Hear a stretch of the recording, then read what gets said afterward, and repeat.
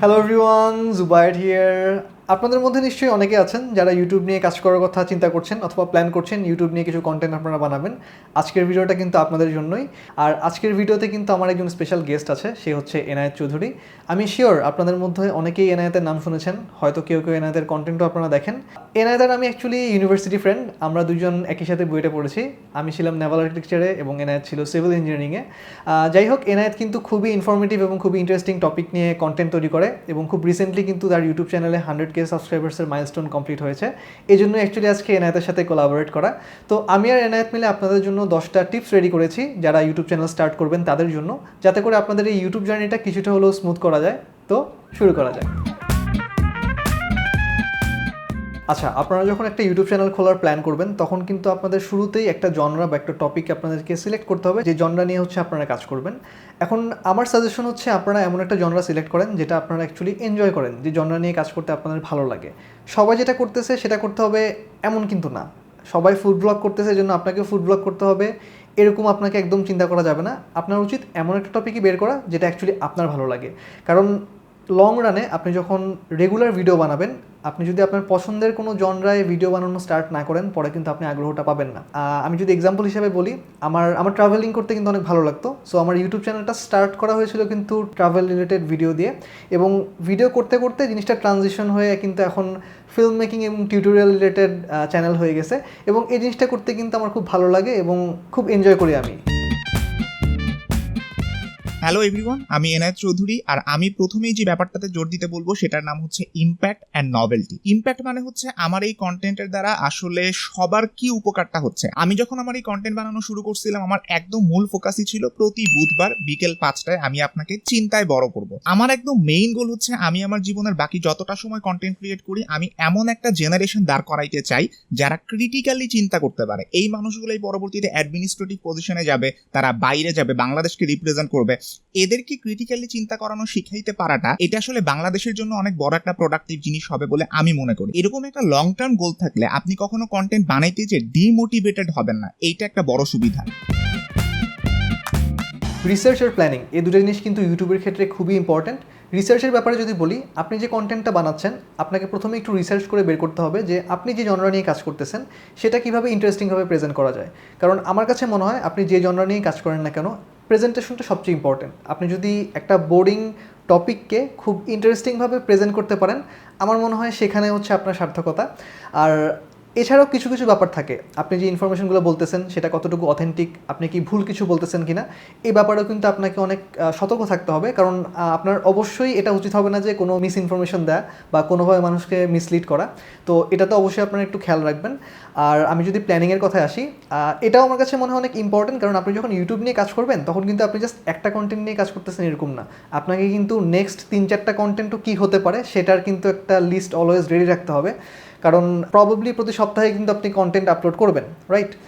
আমার মেথডটা হচ্ছে আমি অলওয়েজ গুগল কিপ ইউজ করি। আমি গুগল কিপে আমার যতগুলো আইডিয়া মাথায় আসে আমি সবগুলো কিন্তু নোট ডাউন করে রাখি, এবং একটা একটা আইডিয়া শেষ হলে আমি হচ্ছে টিক মার্ক দিয়ে রাখি। এতে করে অ্যাটলিস্ট আমার ট্র্যাক রাখা পসিবল হয় যে নেক্সট আমি 2-3টা ভিডিওতে কী করতে পারি, বা আমার নেক্সট 2-3টা ভিডিওর কন্টেন্ট কি রেডি আছে কিনা। সো আমি আপনাদেরকে অ্যাডভাইস করবো যে প্রথমে অবশ্যই আপনারা অনেক বেশি রিসার্চ করে নেবেন যে টপিক নিয়ে ভিডিও বানাচ্ছেন সেটার অথেন্টিসিটি সম্পর্কে, সেটা কীভাবে ইন্টারেস্টিং করা যায় সেটা সম্পর্কে। এবং প্ল্যানিংয়ের ক্ষেত্রে আপনাকে আগে থেকে প্ল্যান করে রাখতে হবে যে আপনি কী টপিক নিয়ে ভিডিও তৈরি করবেন। YouTube basics number 1, thumbnail. আপনি যদি ইউটিউবে কন্টেন্ট ক্রিয়েট করতে চান, থাম্বনেইল খুবই ইম্পর্টেন্ট। এখানে mainly pop up colour use করাটা বেটার। আমি শুরুর দিকে নিজেই থাম্বনেইল ক্রিয়েট করতাম, বাট এখন একজন প্রফেশনাল ডিজাইনার আমার এই থাম্বনেইলগুলো ক্রিয়েট করে দেয়। আপনারা দুইটা কম্পারিজন করলেই বুঝবেন যে আমার আগের থাম্বনেইল ভার্সেস এখনকার থাম্বনেইল কিরকম হয়। এবং খেয়াল রাখবেন টেক্সটগুলো যাতে এমন হয় এইটাকে ডেস্কটপ ভার্সনের মধ্যে অন্তত পড়া যায়, এতটুকু বড় আপনাকে করতে হবে। টাইটেলের ব্যাপারটাতে আমি দুইটা অংশ রাখি, একটা বাংলা আর একটা ইংলিশ। তার কারণ বাংলাটা দিয়ে মানুষের প্রথমেই চোখে পড়ে, অ্যান্ড আমার অডিয়েন্স যেহেতু বাংলাতেই বেশি, তারা ওইটাতে বেশি ক্লিক করে। ইংলিশ পার্টটা হচ্ছে সার্চ ফ্রেন্ডলি একটা ভাইব দেয়। আপনি যখন কোনো কিছু সার্চ করেন তখন তো এটা ইংলিশেই সার্চ করেন, সো ওইটা যাতে সার্চ করলে পাওয়া যায় ওই জন্য ইংলিশ একটা পার্ট রাখা হয়। আপনারাও চাইলে টাইটেলকে এরকম দুই ভাগে ভাগ করে দিতে পারেন। তৃতীয় জিনিস, কপিরাইট। ইউটিউবে কপিরাইটের ক্ষেত্রে সবচেয়ে বড় বাধা হচ্ছে মিউজিক সিলেকশনের সময় সবসময় কপিরাইট ফ্রি মিউজিক সিলেক্ট করতে হবে, নতুবা কিন্তু কপিরাইট ক্লেম চলে আসতে পারে। মনিটাইজেশনের কিছু বেসিক ব্যাপার আছে। 1000 জন সাবস্ক্রাইবার আর 4000 ওয়াচ আওয়ার হইতে হয়, যেটা বর্তমান ইউটিউব অনুযায়ী রুল, পরবর্তীতে হয়তো চেঞ্জও হইতে পারে। আমি আপনাদেরকে কিছু ডেটা বলি। আমি আমার এই ইউটিউব চ্যানেল শুরু করছিলাম মে 27, 2020-তে। আমার 2000 ওয়াচ আওয়ার হয়েছিল অগাস্ট 16, 2020-তে, প্রায় 80 দিন লাগছিল। এরপরে 3000 ওয়াচ আওয়ার হয়েছে সেপ্টেম্বর 25, 2020, প্রায় 39 দিন প্রিভিয়াস সময় থেকে, এবং 4000 হয়েছে অক্টোবর 30, 2020, অর্থাৎ 36 দিনের মধ্যে। আর যখন আমার 4000 ঘন্টা ওয়াচ আওয়ার হয়েছে তখন সাব কাউন্ট ছিল 2740। সো প্রথম দিকেই 4000 ঘন্টা করা খুবই টাফ ছিল। এখন আপনি যদি পাশে হয়তো দেখতে পাইতেছেন আমার স্ট্যাটের মধ্যে যে এখন লাস্ট 28 ডেজে আমার প্রায় 90K এর উপরে ওয়াচ আওয়ার আছে। বাট শুরুতে অবশ্যই এটা কঠিন ছিল। আর আমি জানি আপনি নিচে টাকার অঙ্কটাও খুঁজতেছেন, বাট ওটা আমি দেখাবো না, কারণ ওইটা দেখলে আপনি ইউটিউবিং শুরু করার মেইন প্রেরণা যেটা, ওইটার ব্যাপারে ভুল বুঝবেন।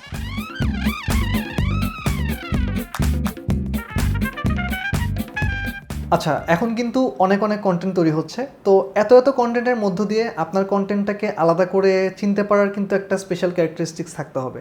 অর্থাৎ এটা যে আপনার ভিডিও, এটা যেন আপনার অডিয়েন্সরা চিনতে পারে, সেই ব্যাপারটা কিন্তু আপনাকে শুরু থেকেই মেক শিওর করতে পারলে খুবই ভালো। সো আমি স্পেশাল ক্যারেক্টারিস্টিক্স বা একটা ইউনিক স্টাইল বলতে কী বোঝাচ্ছি, যেমন আমি যদি এক্সাম্পল দিই, আমার ক্ষেত্রে যদি আমি বলি, আমি কিন্তু প্রায় বিভিন্ন জিনিস এক্সপ্লেইন করার ক্ষেত্রে স্টপ মোশন ইউজ করি। সো আমার জন্য এটা একটা ইউনিক ক্যারেক্টারিস্টিক্স ধরা যায়। এরকম করে আমি যখন কোনো কিছু এক্সপ্লেন করার জন্য টেক্সট ইউজ করি, আমি একটা স্পেসিফিক ফন্ট ইউজ করি। আমি যখন বিভিন্ন পোর্শনে পার্টিশন করি আমার ভিডিওটাকে, আমি কিন্তু একটা টেক্সট, এটার পিছনে ব্ল্যাক ব্যাকগ্রাউন্ড, তার পিছনে আমার লোগো, এটা দিয়ে কিন্তু পার্টিশন করি। আমি মিউজিক সিলেকশনের ক্ষেত্রে একটা স্পেসিফিক টাইপ অলওয়েজ ফলো করার চেষ্টা করি। সো এরকম করে কিন্তু ছোটো ছোটো টাচের মাধ্যমে আপনারা কিন্তু আপনাদের নিজেদের একটা ইউনিক স্টাইল তৈরি করতে পারেন, এবং এই স্টাইলটা হচ্ছে আপনারা অলওয়েজ মেনটেন করার চেষ্টা করেন। এরকম হতে পারে জিনিসটা, যদিও একদিনে হবে না, আস্তে আস্তে আপনাকে ডেভেলপ করতে হবে, বাট আপনার টার্গেট থাকা উচিত অ্যাট সাম পয়েন্ট আপনি হচ্ছে এরকম একটা কমপ্লিট স্টাইল তৈরি করে ফেলবেন নিজের জন্য। মেথোডোলজি, আমি এর আগে আমার যে স্ক্রিপ্টিং করতাম সেটা টোটালি হার্ড কপিতে করতাম। আপনারা দেখতেছেন আমি পুরোপুরি লাইন বাই লাইন এক্স্যাক্টলি একটা ওয়ার্ড কি বলবো, পরের ওয়ার্ড কি বলবো, এটা লিখে রাখতাম। তার কারণ আমার এই জনরার ভিতরে আমি যদি একটা ওয়ার্ড একটু ওলট পালট করি তাইলে যে কোনো কিছু কেলেঙ্কারি টাইপের হয়ে যেতে পারে। কিন্তু এখন আমি আর এটা করি না, কারণ এখন করতে করতে এমন হয়েছে যে আমি বুঝতে পারছি কি টাইপের কথাবার্তা বলা লাগবে। আমি এখন পুরো জিনিসটা গুগল ডকে নিয়ে গেছি, তার কারণ আমার সাথে যে কোলাবোরেটর আছে ওদের সাথে জিনিসটা শেয়ার করতে হয়। গুগল ডকে এই ব্যাপারটা সুবিধা। এখন পার্শিয়ালি আমি স্ক্রিপ্ট করি, কিছু কিছু জিনিস একদম লাইন বাই লাইন লিখে রাখি। আপনাদের সুবিধার জন্য আমার একটা স্ক্রিপ্ট যেটা ওপেন করা, ওই লিঙ্কটা জুবার ডিসক্রিপশন বক্সের মধ্যে দিয়ে দিবে, আপনারা যে চেক করতে পারেন। রিসার্চ মেথডের মধ্যে আগের থেকে এখন অনেক বড় চেঞ্জ আসছে। রিসার্চ মেথডে আমি 3টা স্টেপ ফলো করি। Number 1, Google search. সাপোজ আমি পেগাসাস স্পাইওয়্যার নিয়ে কথা বলতেছি, সো গুগলের মধ্যে যে আমি দেখবো কোন কোন নিউজ আসছে এই ব্যাপারে ভালো ভালো মিডিয়া থেকে, সেটা প্রথমে সার্চ দিয়ে একসাথে করি। 2 নাম্বার জিনিস, গুগল স্কলার এবং রিসার্চ গেট, অর্থাৎ রিসার্চ বেসিসে এইটার সম্পর্কে আসলে কি বলা আছে এই দুইটা সাইট থেকে, ওইখানে বিভিন্ন পেপার পাওয়া যায়, রিসার্চ পেপার, ওইটা থেকে ডেটা নামানো ট্রাই করি। প্রথম আমি এই দুইটা জিনিসই ফলো করতাম। তারপরে আমি এক্সট্রা একটা জিনিস অ্যাড করছি, তার কারণ সাপোজ পেগাসাস স্পাইওয়্যার নিয়ে একটা কিছু সমালোচনা হইতেছে, এইটা মেইন মিডিয়ায় নাও আসতে পারে, বাট এটা ফেসবুকে থাকার সম্ভাবনা অনেক বেশি। আমি তখন ফেসবুকে যে আলাদা একটা সার্চ করি, দেখি যে এইটার বিপক্ষে এমন কোনো কিছু আছে কিনা যেটা মেইন মিডিয়াতে হয়তো আসে নাই, অথবা ওভারঅল ফেসবুকের ভিতরে এইটার পারসেপশনটা কিরকম। এই শিক্ষাটা আমার হইছে একটা ভিডিওর পরে। মেগান মার্কেল এবং প্রিন্স হ্যারির সাথে ব্রিটেনের রাজ পরিবারের যে ক্যাচালটা হইতেছিল, ওই সময় আমি স্পষ্ট মনে আছে আমার আমেরিকান মিডিয়া পুরোপুরি পক্ষে কথা বলতেছিল মেগান মার্কেলের, বাট ব্রিটিশ মিডিয়া সাপোজ বিবিসির মতন মিডিয়াগুলা ওরা কিন্তু মেগান মার্কেলের ক্রিটিসিজমও উঠায় আনছিল। বাট আমি তখন ব্রিটিশ মিডিয়াটা ফলো করি নাই দেখা, শুধুমাত্র মেগান মার্কেল এন্ড প্রিন্স হ্যারির পক্ষের যে বায়াসড পয়েন্ট অফ ভিউটা, ওইটা শুধু আমার কাছে উঠে আসছে। এন্ড ভিডিও বানাইছি পরে তার অপোজিট লজিকগুলা যারা জানে ওরা আমার বিপক্ষে কথা বলছে, দেন আমি একটা ধরা খাইছি। এইভাবে আপনি আপনার মেথোডোলজিকে ডেভেলপ করতে পারেন বিভিন্ন জায়গায় ধরা খায়। আমার মনে হয় আপনার টোটাল ইউটিউব জার্নির মধ্যে আপনারা দুটো জিনিস নিয়ে সবচেয়ে বেশি প্যারা খাবেন। নাম্বার 1 হচ্ছে আমার ইউটিউব চ্যানেল কেন বেশি গ্রো করতেছে না, কেন অনেক বেশি সাবস্ক্রাইবার্স হচ্ছে না, কেন অনেক বেশি ভিউ আসতেছে না। আর নাম্বার 2 হচ্ছে আমার তো ভালো গিয়ার নাই। ওকে, আমি প্রথমে নাম্বার 1টার কথা বলি। সো এই ব্যাপারটা কি, ইউটিউব এমন একটা প্ল্যাটফর্ম যেখানে না একটু সময় লাগে। মানে আপনি যত বেশি সময় দিবেন আপনার চ্যানেলটা কিন্তু তত ভালো মতো গড়ে উঠবে। জিনিসটা কিন্তু 1 মাস 2 মাসে গড়ে উঠবে এটা ভাবার কোনো কারণ নাই। যদি আপনি আরেকটু বেশি টাইম দেন, 6 মাস 1 বছর টাইম দেন, তখন কিন্তু আপনার ইউটিউব চ্যানেলটা আস্তে আস্তে গ্রো করবে। এবং এটা খুবই ইম্পর্টেন্ট যে আপনি এই সময়টাতে একটু পেশেন্ট থাকেন এবং এটার পিছিয়ে লেগে থাকেন। আচ্ছা, এখন ব্যাপারটা হচ্ছে যে আমি যদি আমার কথাও বলি, আমার ইউটিউব চ্যানেলটা খোলা হয়েছিল 2016 সালে এবং আমার কিন্তু 100K সাবস্ক্রাইবার্স পূরণ হয়েছে 2020 সালে এসে, দ্যাট মিনস 4 বছর পরে। সো আমার মনে হয় বুঝতে পারতেছেন যে ইউটিউবটা একটু টাইম নেয় ডেভেলপ করতে, কিন্তু যখনই ডেভেলপমেন্টটা চলে আসে তখন কিন্তু রোডটা খুব স্মুথ। কিন্তু শুরু থেকে এই যে ট্র্যাকশন পাওয়া পর্যন্ত যে পোর্শনটা, এটাই কিন্তু আপনাকে সার্ভাইভ করতে হবে। সো আমি বলবো হ্যাভ পেশেন্স। আর নাম্বার 2 পয়েন্টে যদি চলে আসি, সেটা হচ্ছে গিয়ার। সত্যি কথা বলতে কি, ইউটিউব প্ল্যাটফর্মটাই এমন যে আপনার গিয়ারটা না খুব একটা ম্যাটার করে না। যেটা ম্যাটার করে সেটা হচ্ছে আপনার স্টোরি টেলিং, আপনার কনসেপ্ট, আপনি যেটা বোঝাতে যাচ্ছেন সেটা কতটুকু সফলভাবে বোঝাতে পারছেন সেই ব্যাপারটা। এখন আপনি যদি ভালো গিয়ার ইউজ করে খুব বাজে একটা কনসেপ্ট সহ ভিডিও বানান, সেটা কিন্তু আপনার কোনো ক্রেডিট নাই। কিন্তু আপনি যদি সাধারণ গিয়ার ইউজ করে একটা ভালো কনসেপ্ট সহ ভিডিও তৈরি করতে পারেন, সেখানে কিন্তু আপনার ফুল ক্রেডিট। আর আমার কাছে মনে হয় কি যে কোনো একটা নর্মাল গিয়ার দিয়ে ভালো একটা ভিডিও করার মধ্যে কিন্তু আলাদা একটা প্রাইড আছে, একটা ভালো লাগা কাজ করে, এবং আমার মনে হয় শুরুর ক্ষেত্রে এই ভালো লাগাটা সবারই থাকা উচিত। আর আমি পার্সোনালি স্টার্ট করার সময় কিন্তু অ্যাকশন গেম দিয়েও ভিডিও করেছি। মানে ব্যাপারটা কিন্তু এমন না যে সব সময় হচ্ছে লাইটিং টাইটিং ইউজ করে অনেক ফ্যান্সি সেট আপ করে ভিডিও করা হয়েছে। সো আমার কথা হচ্ছে ফোকাস করেন আপনার স্টোরি টেলিং, আপনার কনসেপ্টের উপর। গিয়ারটা না আস্তে আস্তে হয়ে যাবে, আপনি আস্তে আস্তে গ্রো করবেন, আপনার গিয়ারও কিন্তু আস্তে আস্তে গ্রো করবে। এই জার্নিটাই দেখবেন আপনার অনেক ভালো লাগতেছে।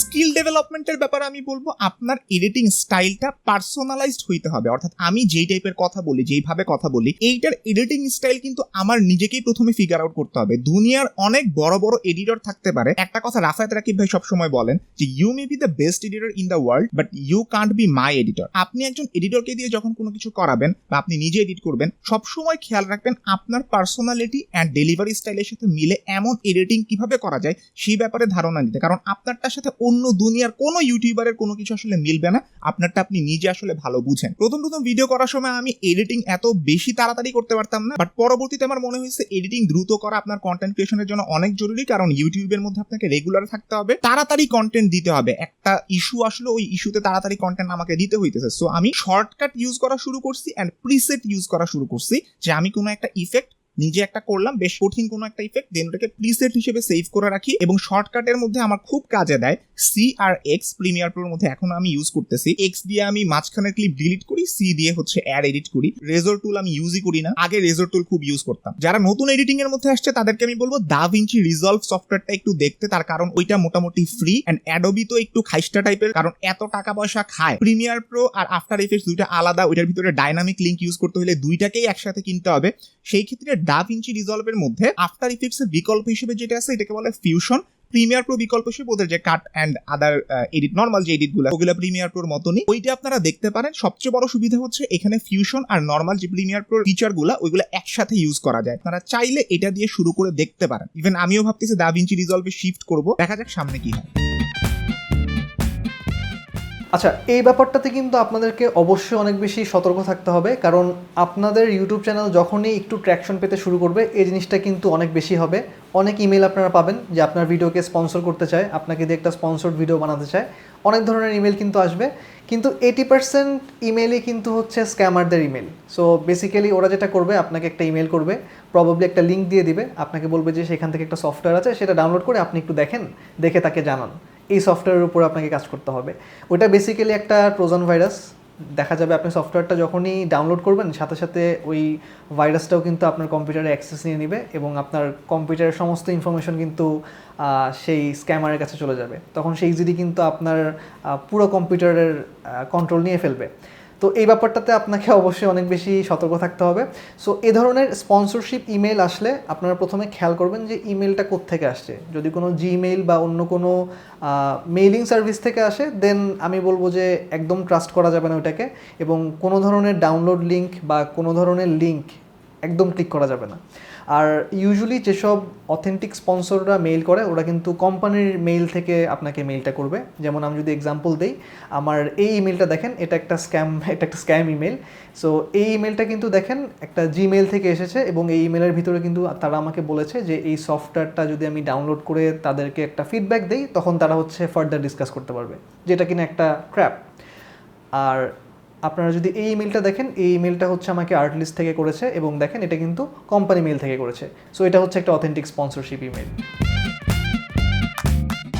Last of all, be regular. একদম একদম প্রথম আমি বুধবারে ভিডিও দিতাম এরকম না, প্রায় 2-3 মাস হয়েছে পরে আমি একদম ঠিক বুধবার বিকাল 5টায় ভিডিও দেওয়া শুরু করছি রেগুলারলি। তার কারণ এটা আপনার একটা ব্র্যান্ড তৈরি করে। প্রত্যেক বুধবারে আপনার অডিয়েন্সের যে পার্টটা আছে ওরা সাইকোলজিক্যালি বসে থাকবে, বুধবার বিকাল 5টায় ভিডিও দেখবে, আপনার কোনো নোটিফিকেশন যাওয়াও দরকার হবে না বা আপনাকে নিজের থেকে মনে করাও দিতে হবে না। আর এই বুধবার দিনটা আমি কিভাবে সিলেক্ট করছি, ইউটিউবের মধ্যে একটা অ্যানালিটিক দেখা যায় যে কোন সময় আপনার অডিয়েন্স সবচেয়ে বেশি অ্যাক্টিভ থাকে। আমি দেখছিলাম বুধবার বিকাল 5টার দিকে যদি ভিডিও দেই আমার অডিয়েন্স হচ্ছে বুধবার রাতের দিকে বেশি অ্যাক্টিভ থাকে, সো ওই সময়টা আমার জন্য পারফেক্ট। ওইভাবে আমি ঠিক করছিলাম। আপনারা আপনাদের অ্যানালিটিক অনুযায়ী ইউটিউব অ্যানালিটিক্সকে একটু কাজে লাগে এই দিনটা তৈরি করতে পারেন, বাট রেগুলারলি এইটা আপলোড দেওয়াটা আপনার অডিয়েন্সের মধ্যে একটা বিশ্বস্ততা তৈরি করবে অ্যান্ড ইভেনচুয়ালি এটা আপনার চ্যানেলের গ্রোথে অনেক বেশি হেল্প করবে, যেটা সাস্টেইনেবল হবে। সো এই তো। এনায়েতকে অসংখ্য ধন্যবাদ আজকে আমাকে টাইম দেওয়ার জন্য। আমি আশা করব আপনাদের মধ্য থেকে যারা ইউটিউব চ্যানেল স্টার্ট করছেন তাদের জন্য এই ভিডিওটা কিছুটা হলেও হেল্প করবে। আর আমার ভিডিও যদি ভালো লেগে থাকে আমাকে সাবস্ক্রাইব করতে পারেন, আর যে কোনো কোয়েশ্চেন নিচে কমেন্ট সেকশনে করলে হবে, আমি যতটুকু সম্ভব রিপ্লাই দেওয়ার চেষ্টা করব।